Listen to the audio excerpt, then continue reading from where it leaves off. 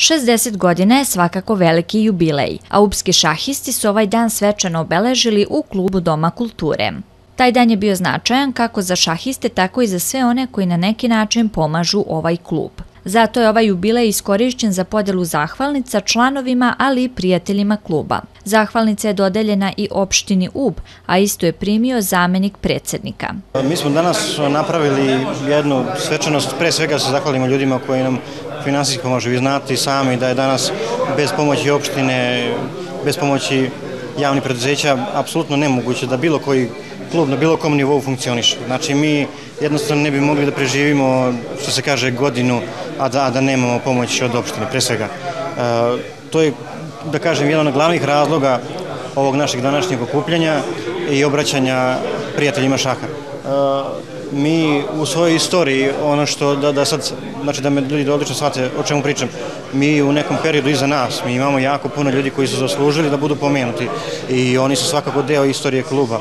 Evo, to nam je Dragoljub Matić, čovjek koji nam je obezbedio prostorije, znači u kojima danas klub postoji. Ja sam ih naravno sada zahvaljujući tome što sam predsjednik kluba u zadnjih godina malo preuredio, doveo do nekog nivoa i tako da ona zaista budu reprezentativna. Tu su i mnogi drugi ljudi. Ja sada ako bi poimence pričao, rizikovao bi da nekoga preskočim i zato bih želeo da to bude deo neke posebne priče. Kao što je i naš igrač Vladeta Sandić u ovoj kolumni za Glas Tamnave i pomenuo i polako poimence naglasio svakoga ko je, da kažem, deo istorije kluba. Tako ćemo im napraviti jednu, da kažem, posebnu pričicu vezano za te ljude koji su obeležili istoriju kluba. Ja naravno iskreno znam malo bolje u noviju istoriju, malo ove ljude koji su bili tu kada sam ja došao u šahovski klub. Ja to nisam tako dugo, to je 7, 8, 10 godina. Dakle, pa kažem, rizikovao bih ako krenem sada redom da ipak nekoga preskočim i da se neko osjeti uređenim. Da se to ne bi dogodilo, mi ćemo jednoj posebnoj emisiji kod svih vas nakon ovoga, nakon ove proslave, ispričati priču i o tim ljudima. Šahovski klub Ub trenutno se takmiči u prvoj ligi Centralne Srbije, što je svakako najveći uspeh ovog kluba poslednjih decenija. Što se tiče rezultata, ovo je zapravo i deo te priče. Ja sam ovo malo i podigao na više nivo iz tih razloga. Apsolutno je bez premca sadašnji rang takmičenja i sadašnji kvalitet ekipe ŠK Ub.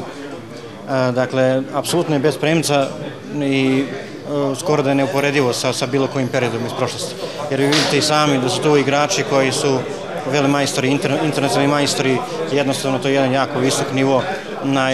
Igrač koji će igrati na 6. tabli ima snagu FIDE majstora, tako da jednostavno smo u ovom trenutku jedan od najjačih kolektiva, ne na Ubu, nego šire. Ova takmičarska liga svakako je vrhunac kluba i pravi razlog za slavlje, istakao je Dragićević, a nakon proslave igrao se i veliki šahovski turnir koji je trajao tokom vikenda.